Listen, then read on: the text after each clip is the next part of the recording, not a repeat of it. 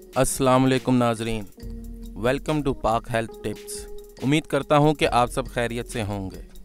हाजमे की खराबी, मैदे में तेजाबियत और सीने की जलन के लिए बेहतरीन मशरूब। हाजमे की खराबी और मैदे में तेजाबियत, सीने की जलन ऐसे मसाइल हैं जो बहुत तेज़ी से बढ़ रहे हैं, जिसकी वजह हमारे खाने पीने की आदत हैं। अगर ऐसा मशरूब मिल जाए जो सीने की जलन से निजात दे और मैदे की तेजाबियत कम कर दे तो यकीनन आप ऐसा मशरूब ज़रूर पिएंगे। आइए आपको ऐसा मशरूब बनाने का तरीका बताते हैं जो चंद रोज इस्तेमाल करने से आपको सीने की जलन से निजात देगा। पूरी उम्र भरपूर याददाश्त रखने के लिए इस एक इंतहाई आसान नुस्खे पर अमल करें।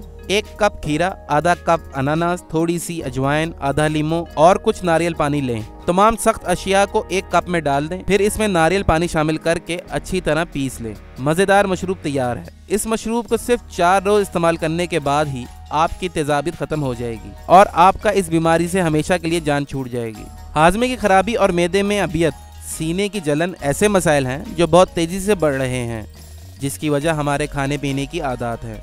अगर ऐसा मशरूब मिल जाए जो सीने की जलन से निजात दे और मैदे की तेजाबियत कम कर दे तो यकीनन आप ऐसा मशरूब ज़रूर पिएंगे।